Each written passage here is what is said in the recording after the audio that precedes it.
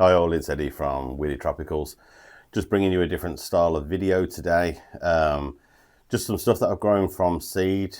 Some stuff that I'd never even heard of. I just ordered the seed because I like the look of it. And without further ado, I'll show you what I got.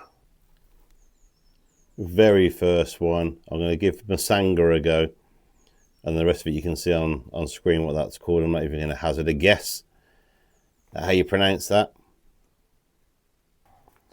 So as you can see, MUSANGA, I'll bring that right in. Absolutely gorgeous. It's known as the African corkwood tree or umbrella tree. I'll let you see that again. So these originate from Africa, from between kind of like Sierra Leone down to like Angola and Uganda. Majorly fast growing tree. Grows up to 30 meters tall. So it's like you're talking around about 100 foot tall. So an absolute monster. This plant over in Africa has got so many different medicinal uses. I'm not even going to bother to name them all. There's absolutely a ton from a kind of like help with lactation. Honestly, there's the thing with this, it just goes on and on and on. It's also used because it's like a lightweight wood, quite a pale colour wood. It's used for building rafts and kind of flotation toys and things like that as well. But like I say, very short lifespan of just 15 to 20 years on that one. So one thing I really love about growing from seed, you can grow some rare stuff. For those that kind of want to know the method with this, it's the same as what I always use. So in there's a mix of just koya, which is made from coconut husk. On the top there, I think that look like little gold nuggets there. That's a thing called vermiculite. And then mixed within that kind of mix there, I also put perlite in, so that's good for drainage. So this whole thing is a sterile mix because not everybody's aware, but the seed itself holds enough energy in it to do what it needs to do until it gets at least for the first set of 2 or 3 true leaves. So from after the first cotyledons, which are the seed leaves, which kind of normally look quite plain, from like chili seeds, ricinus, all the rest of it, they look very, very plain. And it's only from the first set of true leaves, so the next set of leaves that come out after that, where you start seeing the actual characteristics of that particular plant. You can start feeding them after they've got 2 or 3 kind of sets, but there's enough energy within the seed that you don't need to put these in a really rich compost and all the rest of it. And I think it can a lot of the times do more harm than good. It doesn't send the roots running either looking for food. So I keep mine in coconut husk because it contains basically no nutritional value whatsoever.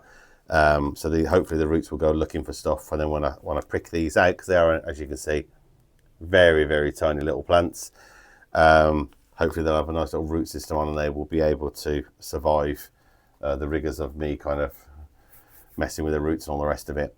These will actually become sellable on follow my page, Weirdy Tropicals, Facebook. So once they're at a good size, I'll sell them on there. Next, I'll show you another rare plant. I was just going to show 2, but I remembered I had another 2. One far more common, but it's a good one to grow from seed. I'll give you the reasons in a minute. And then one less common from seed.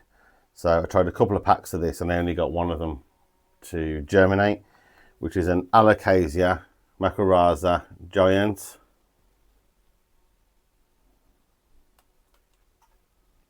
Absolutely beautiful plant. Again, heart-shaped, kind of very similar with the kind of aroid kind of theme with these.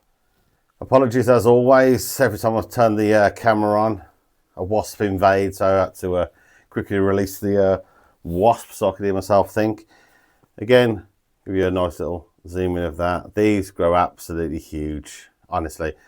12 to 15 foot is what I'm advised. Tall, 6 to 10 foot wide. Now that's monstrous. That's like huge.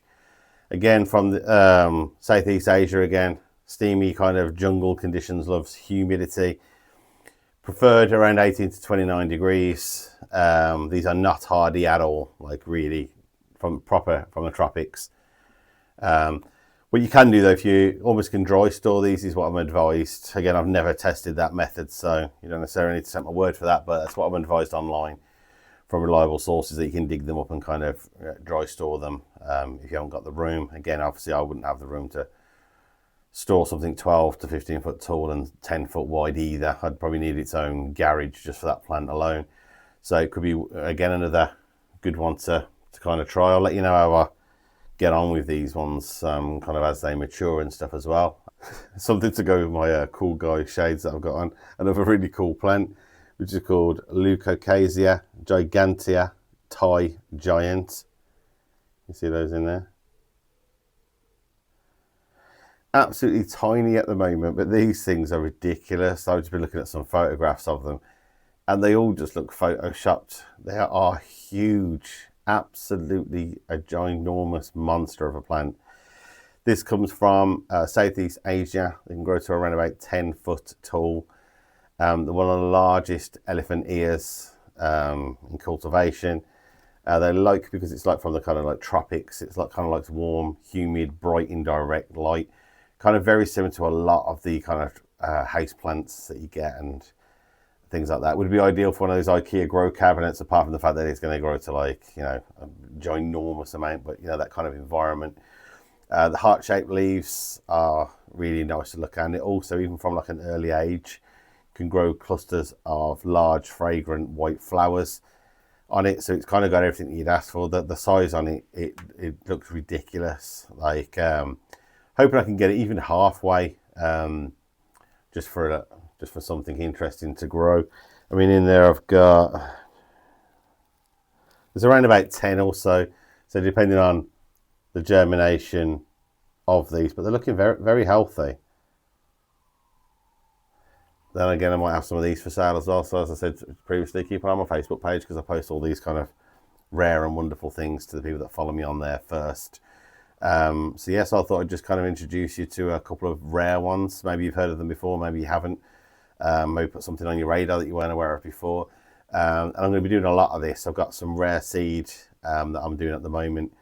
That's from Madagascar. It's a rare banana plant that apparently went down to 4-5 banana plants in the wild. It become an endangered species. So I've got some of those I'm growing at the moment. I'm aware that they can take around about 3 months to a year to germinate, so I have to film a lot of these videos ahead of time. Again, very final plant, and as I alluded to with like the cotyledons, which are the first set of leaves, that looks absolutely nothing like the plant that this is. Sure, a lot of you guessed it already. This is RICINUS GIBSONII red. Beautiful pink kind of stem, if I can get that kind of in focus. I don't know if it'll show you. Very beautiful pink stem on that one. The leaves, I'll put some photographs of the ones that we've grown in the past. Really cut, kind of like T-Rexy kind of plant. It grows between 1.5 and 2 meters tall in one season, literally from seed. This thing grows like a magic bean. I put 4 seeds in here on the 8th of April, and I think this actually germinated within about 4 days. Still waiting for the other ones, but they were a little bit old seed as well. So honestly, these things go, and like I say, that is a good 2 or 3 inches tall already for the first set of leaves that come out of that plant. It's an absolute monster. It's a brilliant plant to grow. However, it is extremely poisonous. It's like, apparently something like 5 to 10 micrograms can be lethal. I don't know anybody going around injecting ricin. To be honest, it's known for that particular poison. However, you have to wear gloves with it, all the rest of it when you're handling it. Every part of the plant's poisonous, from the stem, leaves, seed, everything apparently. It's a shame with these ones, because they would be something perfect to grow for like kind of kids, because they grow at such a rate from like putting a seed into the ground to germination, all the rest of it. So it's like an exciting thing to kind of grow. It's not like some of the banana plants where you put them in and then go, our kids keep excited for about a year's time, because my kids would be bored within minutes. But these would hold that attention. Kind of grows in a similar way to like a sunflower, that kind of thing. You can see these things growing when they go. But obviously with the poison element of it, it kind of eliminates that fun for kids vibe, unless you put them right at the back of the border.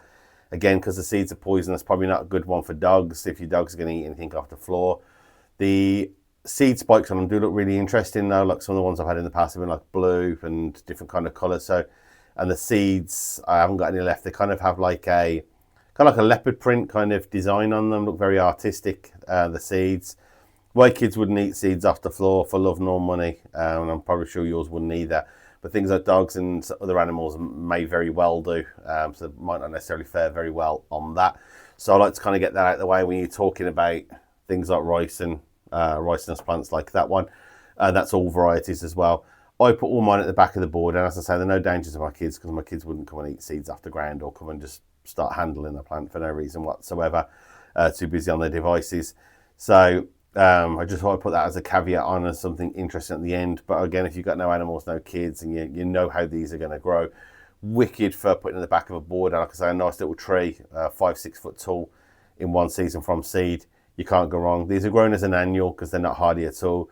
So what I tend to do is harvest the seed of them, and then I'll grow more the following year. So look, so once you've kind of got one, probably don't need to go and buy another one again, as long as you want to kind of go with the seed. I am doing a grow along with this, but of course obviously I needed for this to kind of germinate to show that the kind of method works.